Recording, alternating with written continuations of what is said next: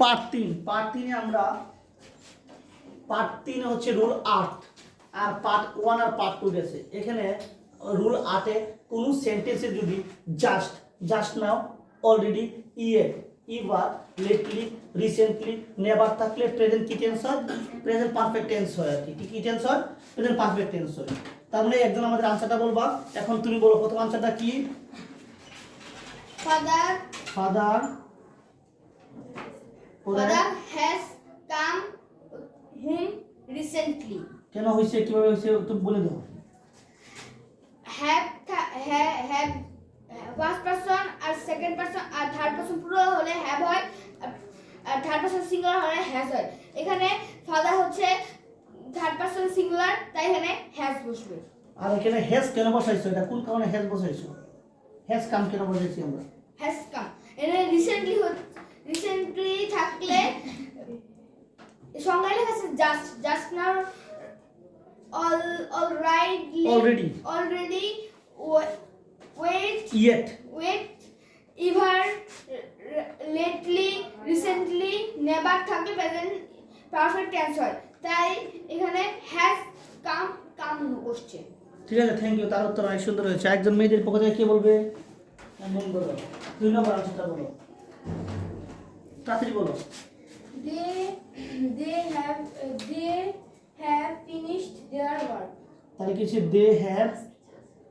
they have just পরে কি হবে? ফিনিশ এর পাস্ট পার্টিসিপল কি? ফিনিশ দেয়ার। ব্যাখ্যা দাও তাড়াতাড়ি, কেন বলছো এটা? স্যার কারণ দে হচ্ছে থার্ড পারসন প্লুরাল নাম্বার, তাই এখানে হ্যাভ হয়েছে। Very good. আর হ্যাভ জাস্ট কেন দিলাম আমরা? হ্যাভ জাস্ট বি থেকে কেন দিলাম? তো কারণ কোন সেন্টেন্সে যদি just now, already, lately, ever, এরপরে নেভার থাকলে প্রেজেন্ট পারফেক্ট আছে। ঠিক আছে, হয়েছে, গুড। তার মানে পরেরটা কে বলবো? একজনে বলো তাড়াতাড়ি। পরেরটা কে দিবা? ওই রোজাতে বলো। এটা আই সি হিম রিসেন্টলি, তাড়াতাড়ি বলো। এটা হবে I have seen him recently. I have seen. ব্যাখ্যা দাও তাড়াতাড়ি, কেন দিছো? এটা হচ্ছে I হচ্ছে ফার্স্ট পারসন, যেটা have বসছে। হ্যাঁ, তাড়াতাড়ি বলো। কেন I হচ্ছে ফার্স্ট পারসন, যেটাকে have বসছে। তারপর হচ্ছে have seen।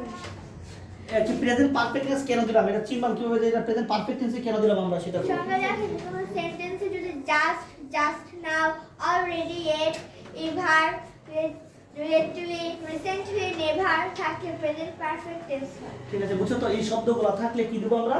Present perfect tense দিব। এখন কত নাম্বার রুল? 9 number rule. কোন সেন্টেন্সে কি কি শব্দ থাকবে?